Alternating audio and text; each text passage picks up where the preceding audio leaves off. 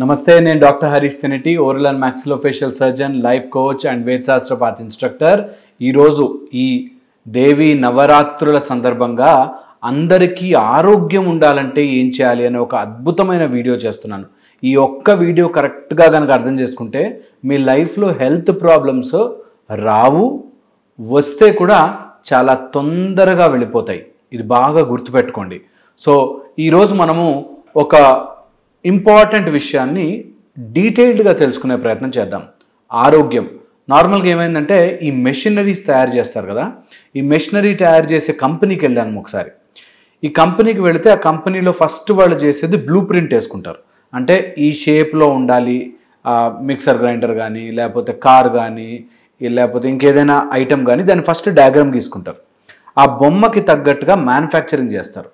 ఆ మ్యానుఫ్యాక్చరింగ్ చేసే ప్రాసెస్లో చాలా క్వాలిటీ చెక్స్ ఉంటాయి. ఈ క్వాలిటీ చెక్స్ అన్నీ, సపోజ్ కార్ ఫ్యాక్టరీకే వెళ్ళామనుకోండి, కారు ఫ్యాక్టరీలో కారు తయారై రావడానికి ఎన్నో క్వాలిటీ చెకప్స్ జరుగుతాయి. అంటే కారు షేప్ అలాగే వస్తుందా, కలర్ కరెక్ట్గా ఉందా లేదా, దాని కావాల్సినంత స్ట్రెంగ్త్ ఉందా లేదా, అన్ని రకాలుగాను క్వాలిటీ చెక్స్ మల్టిపుల్ టైమ్స్ జరిగి ఒక ప్రొడక్షన్ నుంచి ఒక కారు బయటకు వస్తుంది. అయితే అదే పక్కన వెనకాలే సర్వీస్ సెంటర్ కూడా ఉంది. మరి ఇంత బాగా మ్యానుఫ్యాక్చర్ అవుతున్న కార్లు అసలు సర్వీస్ సెంటర్కి వచ్చి ఎందుకు అలా కుప్పలు కుప్పలుగా పడున్నాయి కార్లు అని డౌట్ వచ్చింది.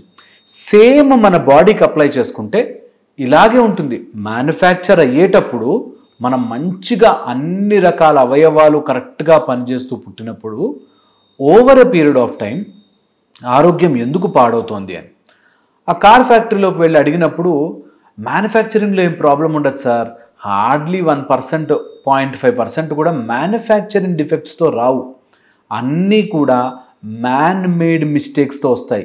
అంటే యాక్సిడెంట్లు కానీ, డ్రైవింగ్ సరిగ్గా చేయకపోవడం కానీ, లేకపోతే సరిగ్గా సర్వీసింగ్ చేసుకోకపోవడం కానీ, కరెక్ట్గా వాడకపోవడం కానీ, అసలు దాని గురించి తెలియకపోవడం కానీ జరిగి, అసలు కారు ఎలా నడపాలో తెలియక, కొంతమంది గేర్లు ఎలా వేయాలో తెలియక, లేకపోతే లైట్లు ఎప్పుడు ఆన్లో పెట్టాలి, ఎప్పుడు డిమ్లో పెట్టాలి, ఎప్పుడు స్ట్రైట్లో పెట్టాలి తెలియక, డ్రైవింగ్ ఎలా చేయాలో తెలియని వాళ్ళు డ్రైవ్ చేయడం వల్ల యాక్సిడెంట్లు జరిగి, ఆ యాక్సిడెంట్ల వల్ల ఇంత షెడ్లోకి వస్తున్నాయి. కానీ సరిగ్గా ఆయిలింగ్ చేసుకోలేక షెడ్లోకి వస్తున్నాయి. కానీ రియల్గా మ్యానుఫ్యాక్చరర్ రికమెండ్ చేసినట్టుగా కనుక ఫాలో అయితే అసలు ఎప్పటికీ వెహికల్స్ పాడు కాకుండా ఉంటాయి. At least for long term vehicles పాడు కాకుండా ఉంటాయి అన్నది తెలిసింది.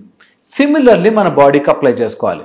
మనం కూడా తయారై వచ్చినప్పుడు అద్భుతంగా తయారై వచ్చి ఇంత ఫంక్షనల్లీ చాలా బాగుండి, జెనెటిక్ ప్రాబ్లమ్స్ చూస్తే నిజంగా జెనెటికల్గా మనుషులకు వచ్చే సమస్యలు 1% కంటే తక్కువ.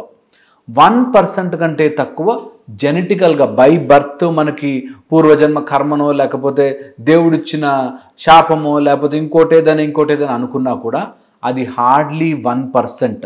మీ అనారోగ్యంలో 1% మాత్రమే దైవికంగా జరిగేవి ఆర్ మ్యానుఫ్యాక్చరర్స్ ప్రాబ్లమ్స్.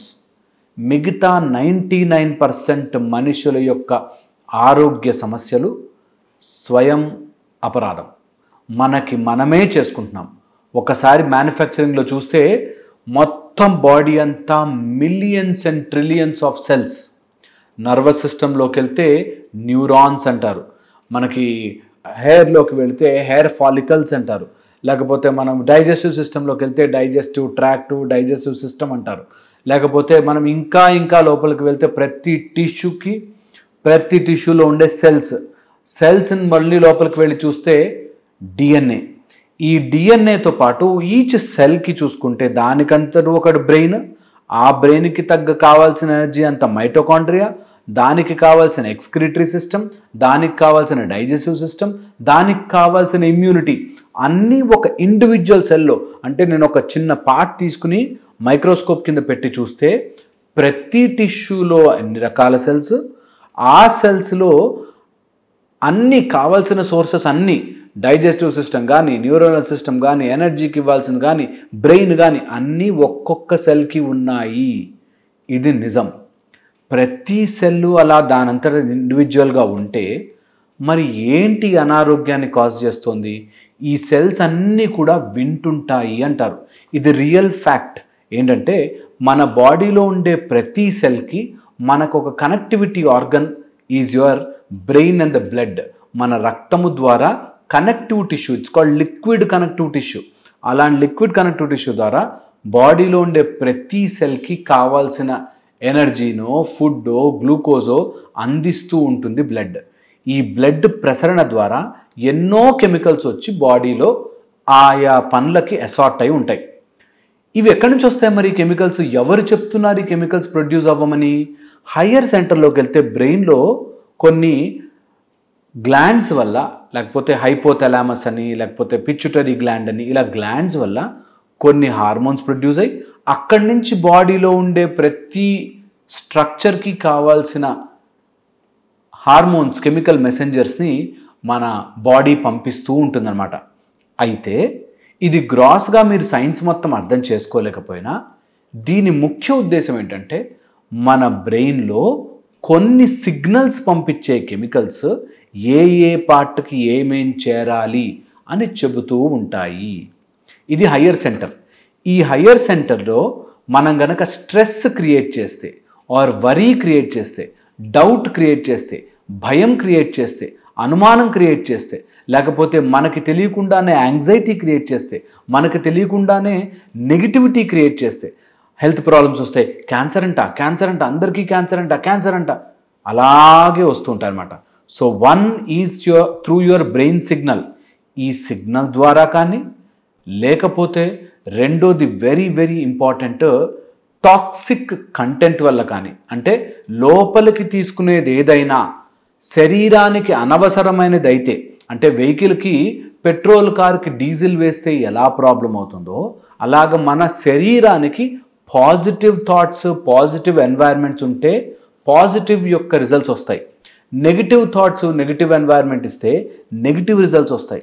ఎలాగైతే పెట్రోల్ కార్లో పెట్రోల్ పోస్తే బాగా పనిచేస్తుందో, పెట్రోల్ కార్లో డీజిల్ ఎలా అయితే పొయ్యకూడదో, అలాగే మన బాడీలోకి ఆ సిగ్నల్ పంపించే సిస్టంలోకి నెగిటివ్ ఆర్ టాక్సిక్ థింగ్స్ పంపకూడదు. ఈ టాక్సిక్ థింగ్స్ పంపకుండా ఉండాలంటే ప్రాబ్లం ఎక్కడొస్తుంది అందరికీ తెలుసు పాజిటివ్గా ఉండాలని. కాకపోతే మనకి తెలియకుండానే ఇన్హరెంట్గా తెలియకుండానే కొన్ని నెగిటివ్ సిచ్యువేషన్స్ని మనమే తయారు చేసుకుంటూ ఉంటాం. ఎక్కడో ఒక సినిమా చూస్తామో, లేకపోతే ఒక హారర్ సినిమా చూస్తామో, లేకపోతే ఒక న్యూస్ ఆర్టికల్ చూస్తామో, దానివల్ల ఆ భయం మన మైండ్లో సబ్కాన్షియస్గా అలా స్టోర్ అయ్యి ఉంటుంది. ఇవన్నీ సిగ్నల్స్ ద్వారా మనకి పనిచేస్తూ ఉంటాయి. ఒకవేళ ఎగ్జామ్ గురించి ప్రిపేర్ అవుతుంటే నేను అనుకున్నవి రాకపోతే, అన్నీ బౌన్సర్లే వస్తే, నేను చదువుకోకపోతే, ఆర్ ఇలాగ భయంగా ఉంటే అవే you are creating it constantly. Same మీ బాడీలో కూడా అలాంటి కెమికల్స్ ప్రొడ్యూస్ అయ్యి అదే రెస్పాన్స్ జనరేట్ చేస్తుంది. ఫియర్ఫుల్గా తయారవుతారు. చిన్నప్పుడు కూడా చిన్నపిల్లల ఏజ్లో అయితే ఇది మరీ ఎక్కువగా ఉంటుంది. చిన్నపిల్లల్ని తిట్టడం కానీ, గట్టిగా కసురుకోవడం కానీ, భయపడించడం కానీ చేస్తే నిజంగా కూడా అలాంటి రెస్పాన్సెసే వస్తాయి. అందుకని మన శరీరంలో 99% మన చేతుల్లోనే ఉంది. ఆ మనం పంపిస్తున్న సిగ్నల్స్ నెగిటివ్గా, టాక్సిక్గా పంపిస్తే ఎప్పటికీ టాక్సిక్ అవుతుంది. ఇదే హెల్త్కి కూడా అప్లై చేసుకుంటే మన ప్రతి సెల్కి అన్ని పవర్స్ ఉన్నప్పుడు, అలాంటి ప్రతి సెల్కి అన్ని పవర్స్ ఉన్న 3 ట్రిలియన్ సెల్స్ మన బాడీలో ఉన్నప్పుడు, ఇన్ని ట్రిలియన్ సెల్స్కి నువ్వు ఏది ఇన్స్ట్రక్షన్ ఇస్తే ఆ ఇన్స్ట్రక్షన్తో పనిచేస్తున్నప్పుడు నువ్వు ఎలాంటి ఇన్స్ట్రక్షన్స్ ఇస్తావు దాన్ని బట్టి నీ ఆరోగ్యం ఉంటుంది. ఎప్పుడైనా నీకు హెల్త్ ప్రాబ్లం వచ్చిందే అనుకో, దాన్ని పదే ఆలోచించి భయం పెట్టి ఎక్కువ చేసుకోకు. ఇది very important.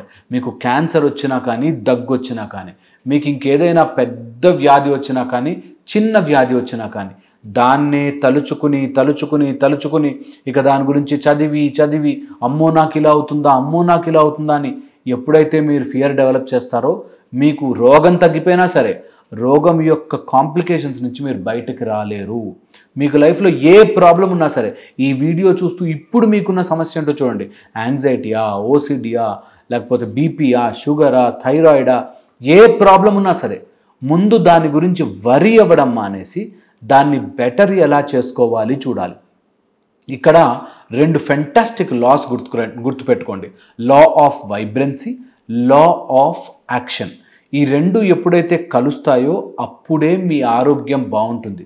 Law of vibration ఏంటంటే నేను బాగున్నాను, నేను హెల్తీగా ఉంటాను, బాడీ పని దెబ్బ తగిలినా లేకపోతే ఏదైనా అనారోగ్యం వచ్చినా బాడీకి తెలుసు ఎలా మాన్పించుకోవాలో.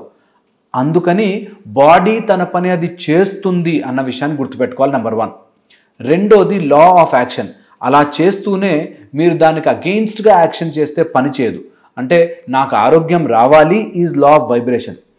నేను మాత్రం సిగరెట్ తాగుతాను, మందు తాగుతాను, పొద్దున్నే లేచి ఎక్సర్సైజ్ చేయను, నేను దానికి హెల్ప్ చేయను, ఇష్టం వచ్చినట్టు ఆయిల్స్ తింటాను, ఫ్రైడ్స్ తింటాను, నేను ఫుడ్ హ్యాబిట్సే మెయింటైన్ చేయను, ఎప్పుడు పడితే అప్పుడు తింటాను, నాకు ఒక టైం ఉండదు అని మీరు యాక్షన్ని కనుక ఆపోజిట్లో చేస్తే ఎప్పటికీ మీ హెల్త్ బాగుపడదు. సింపుల్, ఇది అన్నిటికీ అప్లై అవుతుంది. ఒకవేళ మీకు డబ్బు సంపాదించాలని ఉంది, కానీ మీరు ఎవరైనా రిచ్ పీపుల్ని చూస్తే మందిర్ నుంచి సంపాదించిండ్రా, డబ్బుల్లో మజా ఏముందిరా, డబ్బు కాదురా ముఖ్యం, మనసు కదా ముఖ్యం అని చెప్పి మీరు ఎప్పుడైతే రాంగ్ ఫిలాసఫీ చెప్తున్నారో, ఓహో నీకు డబ్బు అవసరం లేదేమో అని నీ సెల్స్ అన్నీ దాని వైపుకే పనిచేస్తాయి అంటారు. సేమ్ థింగ్ హెల్త్లో కూడా. మీరు ఎప్పుడైతే లా ఆఫ్ వైబ్రేషన్లోకి వెళ్తారో, అంటే నాకు మంచి ఆరోగ్యం రావాలి అని వైబ్రేషన్ ఇస్తారో, దానికి తగ్గట్టుగా లా ఆఫ్ యాక్షన్ ఉంటుందో అప్పుడే మీకు హెల్త్ యొక్క ఫుల్ రిజల్ట్ వస్తుంది. అందుకే మీరు వాట్ యు ఆర్ థింకింగ్ దానికి తగ్గట్టుగా యాక్షన్ ఉంటే ఖచ్చితంగా మీకు రిజల్ట్స్ ఫాస్టర్గా క్వికర్గా వస్తాయి. ఇక హెల్త్ ప్రాబ్లమ్స్ వచ్చిన వాళ్ళు, any important systems body first చెప్తుంది, దాని తర్వాత చంపుతుంది అంటారు. బాడీ ఫస్ట్ చెప్తుంది.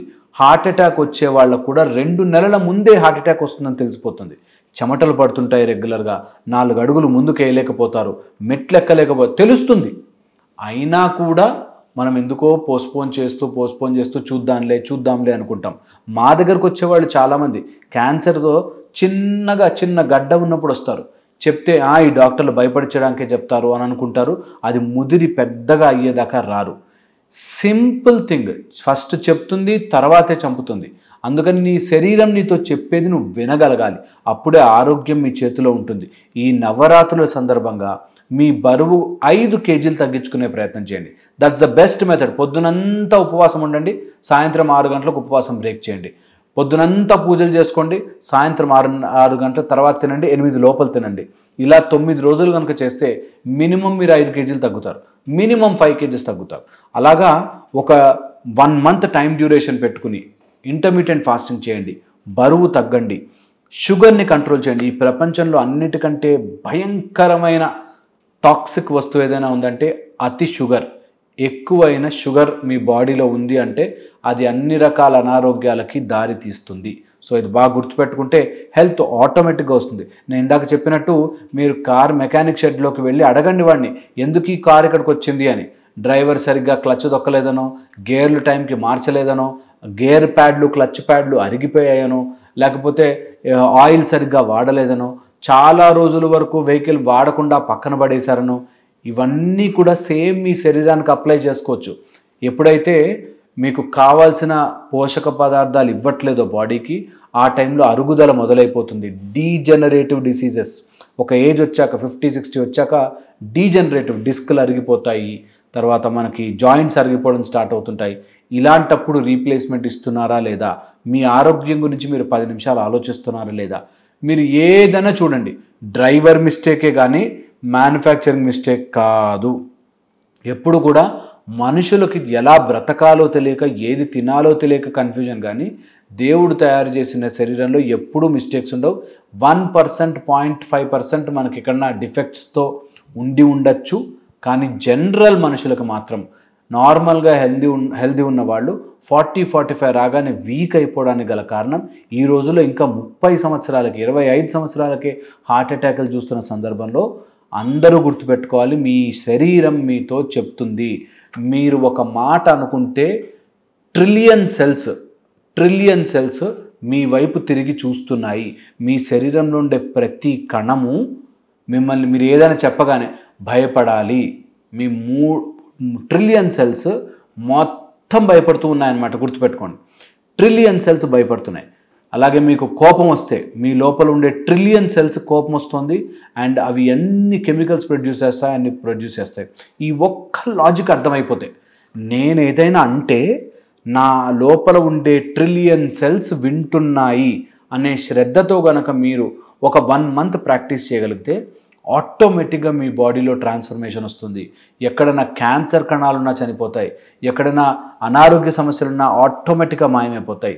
మీరు మెడిసిన్ తీసుకోవాలి, డాక్టర్ని కన్సల్ట్ అవ్వాలి, లా ఆఫ్ వైబ్రేషన్ని ఫాలో అవ్వాలంటే పాజిటివిటీతో నింపిన వైబ్రేషన్ మీరు క్రియేట్ చేసి దానికి తగ్గ యాక్షన్ చేస్తే law of vibration is equal to law of action is equal to success. మీకు ఏది కావాలంటే అది సక్సెస్ జరిగే ఛాన్స్ ఉంటుంది.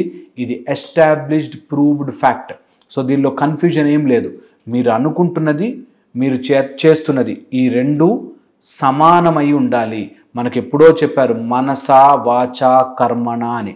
అంటే మనస్సులో అనుకున్నది, వాక్ ద్వారా చెప్తున్నది, మీరు చేస్తున్నది కర్మణ, మీరు చేస్తున్నది 3 సింక్లో ఉంటే ఎప్పుడూ గెలుపు మీదే.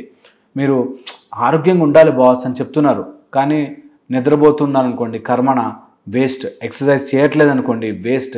ఫిజికల్ ఎక్సర్సైజ్ లేదనుకోండి వేస్ట్. మనస్సులో మాత్రం నేను హెల్తీగా ఉంటే ఆ రోజుల్లో అని చెప్పి ఎంత సోది పెట్టుకున్నా వేస్ట్. అందుకని మనస వాచ కర్మణ ఎలా అయితే టుగెదర్ ఉండాలో అలాగే మీ ఆరోగ్యం బాగుండాలంటే law of vibration and law of action should give you a result of health. ఇది గుర్తుపెట్టుకోండి. అండ్ మనం ఎప్పుడు ఇలాంటి ఆలోచనలు వచ్చినా కూడా కొన్ని రోజులు ఫాలో అవుతాం, తర్వాత మర్చిపోతాం.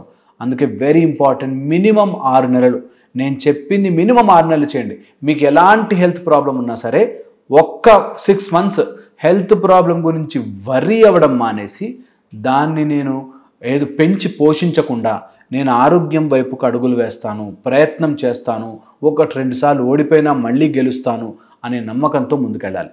ఇలా గనక చేస్తే ఈ దేవి నవరాత్రుల సందర్భంగా మీకు హెల్త్ గ్యారంటీగా వస్తుంది. దాన్ని మీరు ఆరోగ్యాన్ని కాపాడుకుంటూ పదిలంగా దాచుకుంటూ వెళ్ళాలి. ఆరోగ్యం అనేది మన దగ్గర ఉండే డబ్బు లాంటిది. అండ్ ఆ డబ్బుని మీరు ప్రతిరోజు పెంచుకునే ప్రయత్నం చేయాలి, కానీ ఎక్కడ పడితే అక్కడ పడేసి పాడు చేసుకోకూడదు. ఇది బాగా గుర్తుపెట్టుకోండి. మళ్ళీ ఇంకో వీడియోలో కలుసుకుంటాను. అంతవరకు నమస్కారం.